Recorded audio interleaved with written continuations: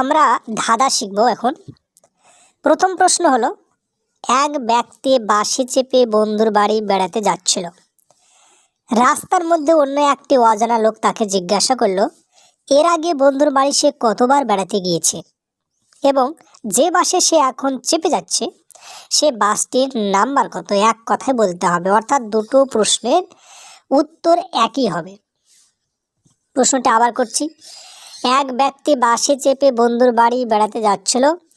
রাস্তার মধ্যে অন্য একটি অজানা লোক তাকে জিজ্ঞাসা করলো, এর আগে বন্ধুর বাড়ি সে কতবার বেড়াতে গিয়েছে এবং যে বাসে সে চেপে যাচ্ছে এখন সে বাসটির নাম্বার কত। এক কথায় বলতে হবে, অর্থাৎ এক কথায় দুটো প্রশ্নের উত্তর হবে।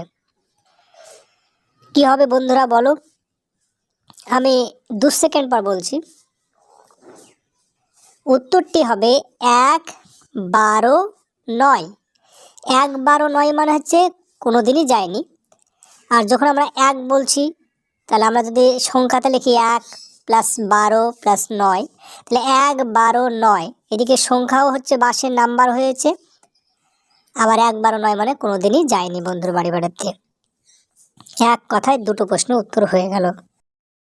2 নম্বর প্রশ্ন, একটি টেবিলে 2টি গামলায় 3টি করে কটি মিষ্টি আছে। একটি টেবিলে 2টি গামলায় 3টি করে কটি মিষ্টি আছে। বন্ধুরা প্রশ্নটি উত্তর কি হবে? 2 সেকেন্ড পর আমরা বলছি। উত্তরটি হবে 7টি মিষ্টি আছে। মনে হবে যে 3টি করে কটি মিষ্টি মানে 3টি 6টি মিষ্টি হবে, তা হবে না, উত্তর হবে 7টি। কী করে হচ্ছে? একটি টেবিলে মানে টেবিলের উপর একটি মিষ্টি আছে, আর দুটো গামলায় 3টি করে 6টি, দুটো গামলায় 3টি করে 6টি আর টেবিলে একটি, তাহলে হচ্ছে 7টি মিষ্টি রয়েছে। 3 নম্বর প্রশ্ন, এমন একটি প্রাণী রয়েছে যাকে মারলে একটুও যায় না কিন্তু তাকে না মারলে চলতে থাকে। প্রাণীটির নাম কি? এমন একটি প্রাণী রয়েছে যাকে মারলে যদি তাকে আঘাত করা যায় তাহলে সে একটু যাবে না, আর যদি না মারা যায় তাহলে সে দিব্যি চলে যাবে। সে প্রাণীটির নাম কি? আমরা 2 সেকেন্ড পর উত্তর দিচ্ছি। প্রাণীটির নাম হচ্ছে কেন্ন। তাকে টাচ করলেই গোল হয়ে কয়েনের মতো সে বসে থাকে, আর টাচ না করলে সে আস্তে আস্তে চলতে থাকে। 4 নম্বর প্রশ্ন, একটি গাছে 10টি পাখি রয়েছে। পাখিগুলি রোদ্রে গাছের ডালে বসে আরাম করছে। এক শিকারি গুলি করলো, তাতে 10টি পাখির মধ্যে 5টি পাখি মারা গেল। গাছে এখন কয়টি পাখি রয়েছে? আবার প্রশ্নটি রিপিট করছি। একটি গাছে 10টি পাখি রয়েছে। পাখিগুলি রোদ্রে গাছের ডালে বসে আরাম করছে। এক শিকারি গুলি করলো, তাতে 10টি পাখির মধ্যে 5টি পাখি মারা গেল। গাছে এখন কয়টি পাখি রয়েছে? অ্যান্সার হলো, গাছে কোনো পাখি থাকবে না, কারণ গুলির শব্দে সমস্ত পাখিগুলো উড়ে যাবে। 5 নম্বর প্রশ্ন, একজন লোক বাজার থেকে হাঁড়িতে করে 20টি তাজা কই মাছ নিয়ে আসলো বাড়িতে। যখন সে কই মাছগুলো কিনেছিল তখন হাঁড়িতে মাছগুলো ছিল তাজা। বাড়িতে এসে দেখলো 5টা কই মাছ মারা গেছে। হাঁড়িতে এখন কটি কই মাছ রয়েছে? আবার প্রশ্নটি রিপিট করছি। একজন লোক বাজার থেকে হাঁড়িতে করে 20টি তাজা কই মাছ নিয়ে আসলো বাড়িতে। যখন সে কই মাছগুলো কিনেছিল তখন হাঁড়িতে মাছগুলো ছিল তাজা। বাড়িতে এসে দেখলো 5টা কই মাছ মারা গেছে। হাঁড়িতে এখন কটি কই মাছ রয়েছে? অ্যান্সার হয়েছে, হাঁড়িতে রয়েছে 20টি কই মাছই রয়েছে, কারণ 20টি কই মাছের মধ্যে 5টি মারা গেছে, কিন্তু হাঁড়িতে আছে কটা? 20টি আছে। 5টি মারা গেছে মানে ওটাকে তো আলাদা করা হয়নি, সেপারেট করা হয়নি, ওই হাঁড়িতেই পড়ে রয়েছে। কিন্তু মনে হবে যেন 15টি কই মাছ আছে, কিন্তু অ্যান্সার হচ্ছে 20টিই রয়েছে। 6 নম্বর প্রশ্ন, এমন একটি সংখ্যা বলো যে সংখ্যা দুটির যোগফল যা হবে গুণফল ঠিক তাই হয়। সংখ্যাটি কত? এমন একটি সংখ্যা বলো যে সংখ্যা দুটি যোগফল যা হবে, মানে সংখ্যা দুটোকে যোগ করলে যা হয় অ্যান্সারটা, গুণফল করলেও তার সঙ্গে সংখ্যা দুটো গুণ করলেও সে একই উত্তর হয়। সংখ্যাটি কি? সংখ্যাটি হচ্ছে 2। 2 + 2, 2-এর সঙ্গে 2 যোগ করলে 4 হয়, আবার 2-এর সঙ্গে 2 গুণ করলেও 4 হয়। সংখ্যাটি হচ্ছে 2। 7 নম্বর প্রশ্ন, একটি গরুর গলায় 10 হাত লম্বা দড়ি বাঁধা রয়েছে এবং 15 হাত দূরে একটি ঘাসের আঁটি পড়ে রয়েছে। গরুটি কি ঘাসের আঁটিটিকে খেতে পারবে না পারবে না? একটি গরুর গলায় 10 হাত লম্বা দড়ি বাঁধা রয়েছে এবং 15 হাত দূরে একটি ঘাসের আঁটি পড়ে রয়েছে। গরুটি কি ঘাসের আঁটিটিকে খেতে পারবে না পারবে না?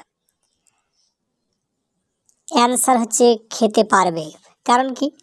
তার গলায় 10 হাত লম্বা দড়ি বাঁধা রয়েছে ঠিকই, কিন্তু দড়িটি খুঁটির সঙ্গে বা কোনো পোলের সঙ্গে বাঁধা নয়।